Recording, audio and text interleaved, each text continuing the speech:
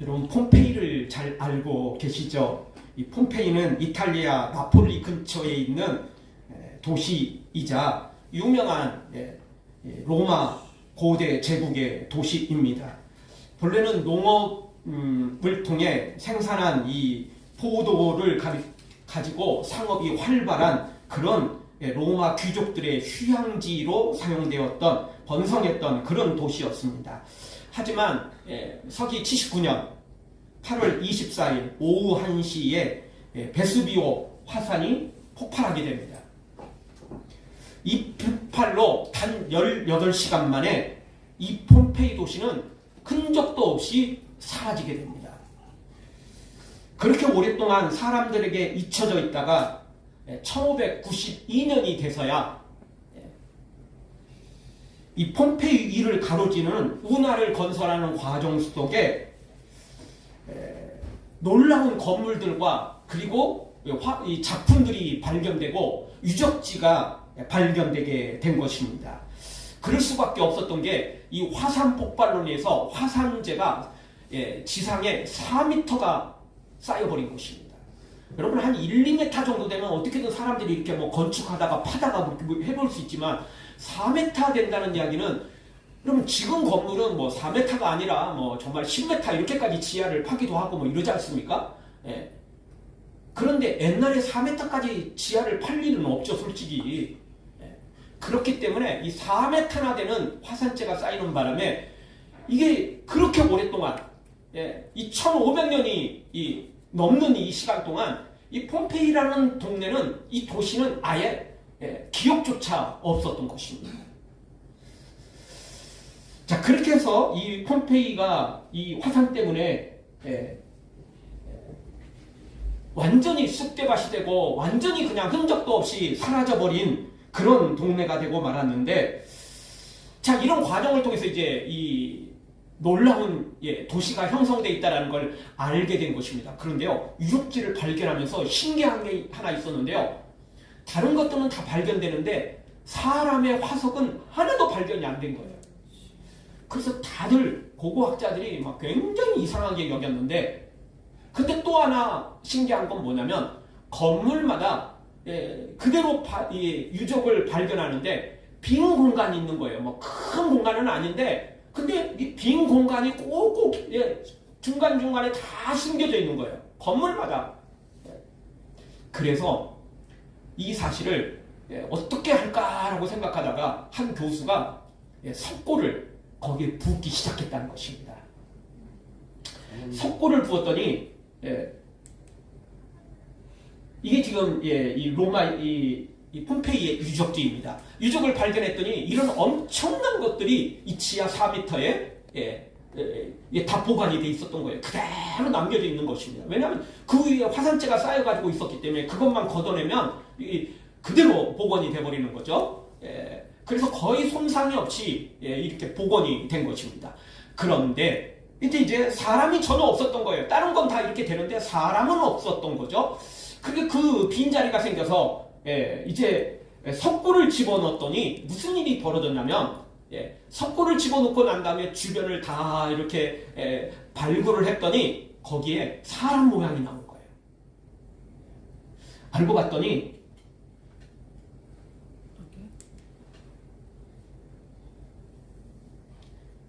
사람이 그대로 시체가 됐고 그 시체가 썩고 그리고 뼈도 너무 오래되니까 1500년이 걸렸잖아요. 이거 발굴한 지가. 그러다 보니까 사실 뼈도 거의 남지 않았고 그냥 이대로 빈 공간이 생긴 거예요. 위에가 이제 뭐 좀 진흙이나 뭐 이러면 이렇게 다 메꿔지겠지만 그게 아니잖아요. 완전 화산재로 이게 굳어버린 거기 때문에 고스란히 그 빈 공간이 다 사람들이 있었던 곳인 거예요.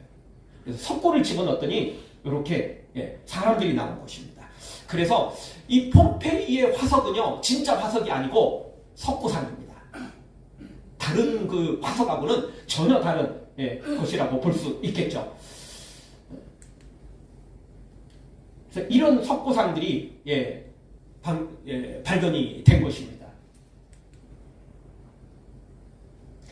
그런데 사람들이 맨 처음 이걸 발견했을 때는 굉장히 사람들이 막 마음이 따뜻해졌어요. 왜냐하면 예, 엄마가 아이를 끌어안고 있는 모습 같은 게 보이고 연인들이 마지막 정말 사랑하는 그 연인을 끌어안고 있는 모습도 보이고 그리고 어떤 의사는 수술용 칼을 들고 여기서조차도 이렇게 뭔가 의사로서의 그 일을 감당하려고 하는 이런 모습도 보이고 그래서 사람의 마음이 좀 뭉클해졌다는 것입니다. 물론 개중에는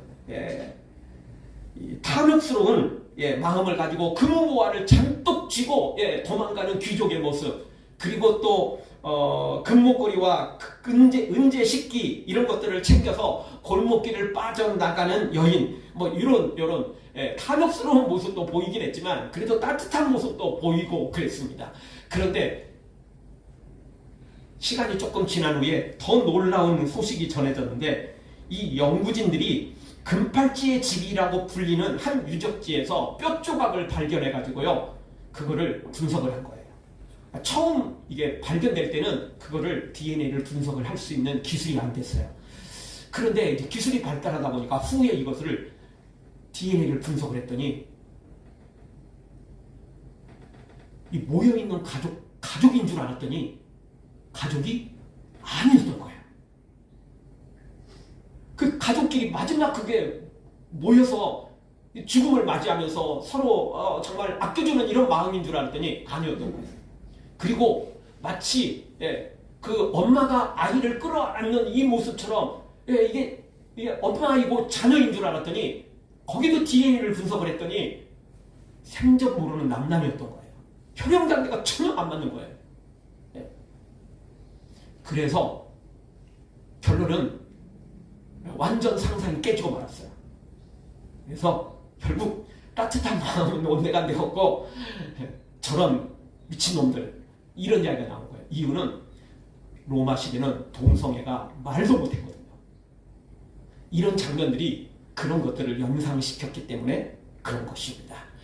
사실은 뭐 정확히 알 수 없죠. 진실은 100% 알 수는 없습니다. 그런데요, 사실은 이런 때 쓰는 말이 뻔할 뻔짜입니다. 자, 이 폼페이가 AD 79년. 자, 이때가 언제쯤입니까? 지금 예배소, 지금 이 교회, 오늘 성경 읽은 이 예배소 교회, 그리고 이 주변에 있는 교회들이 막 개척되고, 그리고 지금 신앙생활하는 막 그때입니다. 아직 로마 박해가 말도 없이 지금 또 시작되고 계속될 이런 때, 이 폼페이는 하루아침에 그렇게 멸망하고 말았던 것입니다. 자, 오늘 이 시간 우리가 2025년에 살고 있는데 우리가 타임머신을 타고 폼페이가 멸망한 79년 8월 24일 아침으로 한번 돌아가 보죠. 우리가 지금 폼페이 현장에 나와 있다고 쳐요.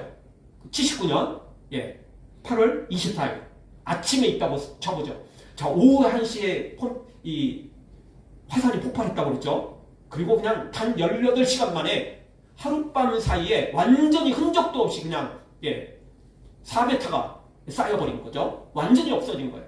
지금 우리가 그 자리에 서 있다고 치자고요. 오후 1시에 지금 이제 폭발할 텐데 지금 우리 아침이에요. 지금 이 시간으로 치죠. 이제 2시간 후에 화산이 폭발할 거예요. 우리에게 지금 필요한 게 뭐죠? 여기서 우리도 지금 금은부와 좀 챙길까요? 잔뜩 챙길까요? 진짜 필요한 게 뭡니까? 우리가 정말 우리 인생에 정말 필요한 거, 여러분 당시에 폼페이 사람들 아무도 이럴 줄 몰랐어요. 아무도 이 시간에 이게 폭발하고 그리고 4m나 되는 화산재가 쌓이고 그럴 줄 아무도 몰랐어요. 상상도 못했던 일이에요. 화산이 폭발하기 전에 어느 정도 징조는 있었을지도 모르겠죠. 근데 웬만큼 큰 징조가 있었으면 미리 다 도망갔겠죠. 그런데 이게 순식간에 터진 거예요. 너무 크게 터진 거예요. 화산재가 쌓여도 대충 쌓이는데 뭐 4m가 쌓일 정도였으니까 방법이 없었던 거 아니겠어요? 유적을 개발하고 발견하고 났더니 술집들이 그렇게 많은 거예요. 로마 시대에 술집, 동성애 이 말도 못했거든요. 이런 것들이 너무너무 많은 동네, 휴양지라고 그랬잖아요. 로마 귀족들의 휴양지. 이게 폼페이였던 것입니다. 자, 오늘 이 아침에 우리도 진짜 우리에게 필요한 게 무엇인지를 한번 점검했으면 좋겠습니다. 오늘 오후 1시에 백두산이 폭발하거나 한라산이 폭발하거나 또 여기 서울에서 어디 폭발할 게 없어요. 그래도 언제 무슨 재난이 임할지, 언제 무슨 재앙이 임할지 모르는 것입니다. 그리고 아무 재앙이 없어도 우리는 언제 부르심을 받고 천국에 들어갈지 그것도 아무도 모르는 것입니다. 따라서 우리는 항상 준비된 삶을 살아야 됩니다. 항상 준비하고 있어야 됩니다. 그러면 나에게 진짜 필요한 게 뭡니까? 내가 준비하고 있어야 될 게 뭘까요? 오후 1시에 화산이 폭발하고 다 죽게 되는데 여전히 즐기고 먹고 마시고 쾌락에 빠지고 동성애에 빠지고 여전히 세상 것에 살아가고 있는 이 폼페이 사람들, 그러다가 다 죽은 것입니다. 다 그걸로 끝난 것입니다. 하나도 남긴 것 없이 다 그걸로 그냥 끝나고 말았던 것입니다. 사랑하는 성도 여러분, 지금 우리가 2025년에 살아가고 있는데 진짜 우리에게 필요한 것이 무엇인지를 다시 한번 생각하고 그 필요한 것들을 철저히 준비하고 갖추어서 멸망당하는 자가 아니라 하나님 앞에 온전히 세워지고 영원한 천국과 상급까지 다 받아들이는 복된 성도들 되어지길 주의 이름으로 축원합니다. 진정 우리에게 필요한 것 첫 번째는요, 하나님과 예수 그리스도의 은혜가 필요한 것입니다. 2절을 한번 보겠습니다. 한 목소리로 같이 읽겠습니다. 하나님 우리 아버지와 주 예수 그리스도로부터 은혜와 평강이 너희에게 있을지어다. 아멘. 진짜 우리에게 필요한 게 뭡니까? 하나님과 주 예수 그리스도로부터 내려오는 은혜가 필요한 것입니다. 우리는 하늘에서 막 돈덩어리, 막 금덩어리가 떨어지고 좋아하겠죠. 근데 진짜 우리에게 필요한 건 하늘에서 내려오는 은혜가 필요한 것입니다. 은혜가 없이는 우리가 살 수가 없습니다. 이 헬라어 은혜라는 이 단어는 카리스라는 단어인데요. 은혜, 호의, 친절 이런 것들입니다. 하나님의 은혜가 없이는, 하나님의 호의가 없이는, 하나님의 친절이 없이는 우리는 살아갈 수가 없습니다. 그래서 우리에게 이 은혜가, 이 친절이, 하나님의 호의가 필요한 것입니다. 여러분, 축도할 때, 맨 처음 시작할 때 지금은 우리 주 예수 그리스도의 은혜와로 시작합니다. 은혜가 그렇게 필요하다니까요. 은혜 없이는 살 수가 없습니다. 은혜 없이는 우리가 온전히 세워질 수도 없기 때문에 그렇습니다. 이 진시황의 아들 중에 호에라는 아들이 있었는데요. 이 아들이 불초해서요, 나라를 망칠 우려가 있었답니다. 그래서 한충신이요, 임금님께 이걸 알리고 싶어서 진나라를 망하게 할 자는 호라고 왕에게 경계를 촉구를 했답니다. 근데 진시황은 이 호를 어떻게 알아들었냐면 오랑캐로 그걸 알아들었답니다. 그래서 만리장성을 쌓았대요. 만리장성을 잘 쌓았는데 정작 이 진나라가 멸망한, 이 진시황이 지나고 나서 이 나라가 멸망한 것은 바로 그 아들 호에 때문이었답니다. 이 나라가 완전히 그냥 쑥대밭이 된 이유는 오랑캐 때문이 아니고 만리장성을 안 쌓았기 때문이 아니고 정작 자기 아들 때문에 나라 꼴이 엉망이 되어버렸던 것입니다. 여러분, 우리가 이렇게 잘못 살 수 있습니다. 준비를 제대로 못할 때 있을 수 있습니다. 진짜 우리에게 필요한 게 무엇입니까? 금은무화가 아니에요. 화려한 것이 아닙니다. 진짜 우리에게 필요한 건 하나님의 은혜인 것입니다. 은혜. 하나님의 은혜가 없이는 살아갈 수 없습니다. 영적으로는 두말할 것도 없지만 육적으로도 사람들이 진짜 필요한 것을 가지지 못할 때가 너무 많아요. 그래서 사람들은 그저 돈 벌고 출세하고 성공하고 이런 것에 물불을 안 가리고 살아갑니다. 그러다가 그러다가 건강이 망가지면 뭐라고 하죠? 건강이 최고야. 이렇게 말하죠. 건강을 잃기 전까지는요, 건강은 신경도 안 써요. 그저 성공하고 출세하고 성공하려고 그냥 인생을 다 투자하죠. 그러다가 건강 망가지면 건강이 최고야. 이러면서 건강을 챙기는 것을 봅니다. 여러분, 우리가 미리 챙겨야 돼요. 미리 망가지기 전에, 없어지기 전에. 있을 때 잘하는 말 괜히 있는 것이 아닙니다. 없어지고 난 다음에 애써봤자, 안타까워해봤자 소용없을 때가 많아요. 떠나고 난 다음에 찾아봤자 더 이상 찾을 수 없을 때가 많다고요. 우리 육신도 마찬가지지만 영혼은 두말할 것도 없습니다. 진짜 우리에게 필요한 건 은혜입니다. 은혜. 은혜로만 구원받을 수 있고 또 은혜로만 지금도 믿음으로 살아갈 수 있는 것입니다. 한 번 은혜를 체험했다고 그 은혜가 영원히 지속됩니까? 아니요. 우리가 너무 잘 알지만 성경을 보면 은혜를 체험했다가 그것도 대충 적당한 은혜가 아니고 상상할 수 없는 큰 은혜를 체험했다가도 주님을 떠나가 버리는, 하나님을 떠나가 버리는, 아예 불신자가 되고 마는 이런 사람들이 여러 명이 등장합니다. 따라서 은혜는 한 번 받았다고 되는 게 아니고 계속해서 이 은혜가 필요한 것입니다. 계속 그 은혜를 우리가 관리해야 되고 간직해야 되고 놓치면 안 되는 것입니다. 우리에게 가장 필요한 거 다시 한번 이 새벽에, 이 아침에 기억하십시오. 은혜입니다. 은혜. 하나님의 은혜입니다. 사람들의 은혜가 아니에요. 사람들의 호의도 친절도 다 우리에게 필요합니다. 그런데 제일 필요한 건 하나님의 은혜, 하나님의 친절, 하나님의 호의인 것입니다. 그것이 우리를 살리는 것입니다. 영혼도 살리고 우리의 인생도 살리고 우리의 육신도 그 안에서 모든 걸 살아가게 만드는 근본적인 거, 바로 하나님의 은혜인 것입니다. 이 은혜를 놓치면 안 됩니다. 한번 은혜 좀 받았다고 그냥 은혜를 소홀히 여기면 큰일 나는 것입니다.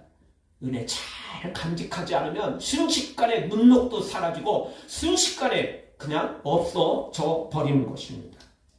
은혜 아니면 살아갈 수가 없네. 나의 모든 것 다 주께 맡기니 참된 평안과 위로 내게 주신 주 예수, 오직 예수뿐이네. 정말 우리에겐 예수님밖에 없습니다. 은혜밖에 없는 것입니다. 이거 놓치면 안 됩니다. 이거 소홀히 여기면 안 됩니다. 세상 쾌락에 빠져서, 세상 부귀영화에 빠져서 이거 놓치는 순간 우리는 한순간 무너지고 지옥에 떨어지는 것입니다. 우리 천국에 이를 때까지, 주님 품에 안길 때까지 절대 이 은혜 놓치지 마시고, 절대 이 은혜 빼앗기지 마시고, 끝까지 간직하고 재산 목록 제1호로 여기고 날마다 성령의 충만함을 사모하면서, 이 은혜를 사모하면서 믿음으로 달려가 반드시 천국에 이르기를, 이 엄청난 면류관과 상급자 받아 누리기를 주의 이름으로 축원합니다. 두 번째로 우리에게 진정 필요한 것은 하나님의, 예수님의 평강입니다. 하나님의 은혜와 평강.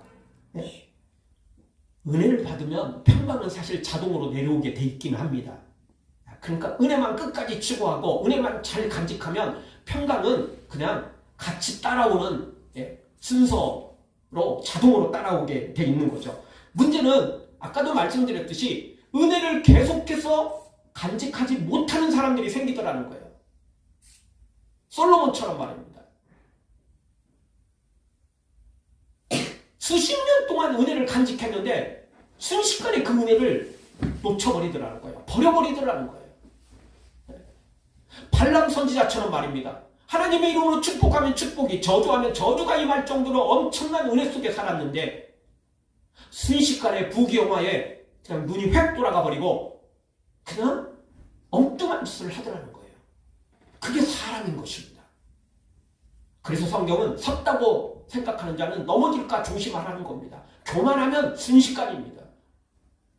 교만을 버리고 우리는 끝까지 은혜를 구해야 돼요. 은혜 없이는 살 수 없습니다. 주님 없이는 살 수 없습니다. 이렇게 해야지 내가 이쯤 됐으면 됐어. 이 정도 은혜도 받았고, 이 정도 은사도 받았고, 이 정도 복도 받았고, 그 순간 무너지는 것입니다. 그 순간 범죄에 빠지고 주님을 떠나게 되는 것입니다. 주님이 우리를 먼저 떠나는지는 않아요. 우리가 먼저 떠나는 거라니까요. 교만하면 주님을 버리잖아요. 주님을 소홀히 여기잖아요. 은혜를 그냥 내팽개치거든요. 그래서 문제가 생기는 것입니다. 따라서 우리는 은혜를 끝까지 간직하면 그런 평안은 자동으로 따라오게 돼 있어요. 평안은 뭐 따라온 게 아니에요. 은혜 받으면 평강은 자동으로 오게 돼 있는 것입니다. 잠언 10장 22절에 보면 이렇게 말씀합니다. 여호와께서 주시는 복은 사람을 부하게 하고 근심을 겸하여 주지 아니하시느니라. 세상의 복은요, 근심도 같이 따라와요. 성공하면, 출세하면 내 자리를 노리는 놈들 있잖아요. 그러니까 항상 긴장해야 돼요. 그 챔피언 자리 오르기도 어렵지만 그거 챔피언 자리 유지하는 게 얼마나 힘든 줄 아세요? 계속해서 도전자가 나오잖아요. 그러니 세상은요, 참 근심을 할 수밖에 없어요. 돈 많이 가지고 있으면 그거 노리는 도둑들이 생기잖아요. 그러니 근심이 있을 수밖에 없어요. 그런데 하나님 주시는 복은, 하나님 주신 은혜는요, 근심을 겸하여 주지 않는데요. 즉 평강이 임하여. 샬롬, 평안이 임한다니까요. 하나님의 은혜는 평안이 올 수밖에 없어요. 왜냐하면 근본적인 은혜거든요. 단지 하나님의 은혜는 부자가 되거나 성공하거나 출세하는 게 하나님의 은혜가 아니거든요. 하나님의 은혜는 우리의 모든 죄를 사하고 천국 백성으로 만드는, 하나님의 자녀로 만드는 은혜잖아요. 그러니까 하늘의 평안이 임하게 돼 있어요. 비록 초과 상관에 거한다 할지라도, 화려하지 못한 삶을 살아도, 거짓골이 돼도, 최악의 순간에 이 거짓 나사로처럼 그렇게 거짓 살아도, 그래도 평안은 내려오게 돼 있는 것입니다. 평안은 하늘에서 내려온 것입니다. 세상에서 오지 않아요. 그래서 주님도 분명히 말씀하셨습니다. 세상이 알 수 없는 평안을 내가 너희들한테 주기를 원한다. 은혜 받으면 평강이 내려오게 돼 있습니다. 그 평안이 내려오게 되어 있는 것입니다. 따라서 오늘 우리가 이 평강을 누려야 됩니다. 많은 성도들이 은혜를 조금 체험해놓고 그 은혜에 취해버리는 거예요. 그리고는 순식간에 교만해져 버리고, 그리고는 하나님 주신 복으로 취해버리는 거예요. 진짜 큰 것은, 진짜 중요한 건 눈에 보이는 뭐 금은보화나 성공이나 출세나 이런 것들이 아니고, 진짜 큰 은혜는 하나님의 자녀가 되는 이 엄청난 은혜인데, 그거를 놓치고 그저 그냥 부귀영화에, 출세에, 성공에 이게 눈을 빼앗겨버리는 거죠. 다시 말씀드리지만 그런 사람들이 솔로몬이라니까요. 그런 사람들이 발람 선지자라니까요. 그런 사람들이 가면을 쌓여요. 은혜를 끝까지 간직하지 못한 거죠. 그러면 다 놓치는 것입니다. 근데 은혜를 끝까지 간직하고, 나는 주님밖에 없습니다. 나는 죄인 중에 괴수입니다. 끝까지 믿음으로 고백하면 하늘의 평강이 내려오게 돼 있어요. 그러니까 사도 바울은 감옥에 갇혔어도 찬양하잖아요. 감옥에 갇혀갖고 두 손이 두 알이 묶여있는데도 찬양을 하면서 나아가지 않습니까? 뭐가 기뻐서 찬양합니까? 뭐가 즐거워서 찬양하겠어요? 매를 맞고 감옥에 갇혀있는데, 피가 흐르고 두 손발이 결박되어 있는데 뭐가 찬송 소리가 나오겠어요? 기도가 나와도 거기서 하나님 이룰 수 있어요? 내가 얼마나 충성했는데, 얼마나 헌신했는데, 이런 이야기가 나올 텐데 찬양이 나오지 않습니까? 은혜를 간직하니까 하늘의 평강이 임하는 거예요. 평강이 임하니까 감옥에 있어도 찬양 소리가 나올 수밖에 없었던 거죠. 요셉도 그렇게 하나님과 동행하는 사람 아니었습니까? 종으로 팔려서 겨우 신세 좀 이렇게 잘 되는 줄 알았어요. 총무까지 올라갔으니까. 그런데 억울하게 보통 것도 아니고 강간법, 누명을 쓰고 왕의 감옥에 들어가지 않습니까? 그런데도 그는 하나님과 동행했습니다. 하나님과 함께 했던 것입니다. 은혜를 끝까지 사모했고, 그 은혜 속에 하늘의 평강이 임했어요. 보통 사람 같으면 억울해서 그냥 그 분노감에 하루를 살아갈 수가 없었을 거라고요. 그런데도 불구하고 뭔가 하나님의 뜻이 있겠지. 너무 억울한 건 사실이지만 하나님께 이 억울함을 하소연하고 하나님의 도우심을 구하면서 믿음으로 동행을 했던 것입니다. 그러니까 하늘의 평강이 임했던 것입니다. 하늘의 평강이 그들에게 임하지 않았으면 어떻게 살겠어요? 억울해서 어떻게 살아요? 못 살아요. 다 화병 걸리고. 그러니까 우리나라 사람들, 옛날에 정말, 지금도 그렇지만 우리나라 사람들 화병이 얼마나 많아요. 화병 너무 많아요. 속이 다 문드러지는 거죠. 어디 하소연할 때도 마땅치 않고, 하소연을 해도 해결 안 되니까. 평안이 없어서 그래요. 그러니까 우리나라 정신병도 많고 자살하는 사람도 세계 최고고 이렇게 부유한데도 우리나라 이 정도면 부유합니다. 이 정도면요 진짜 세계에서 정말 잘 사는 나라입니다. 그리고 이런 안전한 나라도 없어요. 미국은 뭐 우리보다 더 잘 살지만 뭐 그냥 뒤돌아서면 그냥 총 그냥 막 갖다 이래가지고 너무너무 사고도 많고 아닙니다. 솔직히 우리나라 참 그래도요 안전한 나라고 좋은 나라입니다. 이 정도면 얼마나 더 그런 것 가지고 평강을 누릴 수 없는 겁니다. 하늘에서 내려오는 평강을 받아야 됩니다. 이 평강은 정말 우리에게 진짜 이 평강은 필요한 것입니다. 말씀을 정리합니다. 오늘 이 아침에 우리가 진짜 필요한 것 홈페이지 생각하면서 오후에 1시에 그렇게 면역을 당할 수 있어요. 폭발할 수 있다고요. 우리 인생 어떻게 될지 아무도 모르는 것입니다. 진짜 우리에게 필요한 건 세상의 것들이 아닙니다. 하늘의 은혜가 계속해서 필요하고 그 은혜를 끝까지 간직해야 되고 그 은혜를 간직하다 보면 하늘의 평안이 내려오게 돼 있는 것이고 모든 걸 다 가지고 있어도 세상 부러울 만한 걸 가지고 있어도 그래도 하늘의 평강을 누리지 못하면 그러니까 마약을 하는 거고 그러니까 술 취하고 중독에 빠지고 그러니까 쾌락에 빠지고 이러는 거 아니겠어요? 우리 하늘의 평강을 누려서 하늘에서 내려오는 이 평강 속에 우리 모두 주 안에서 승리자로 살아가기를 주의 이름으로 축원합니다.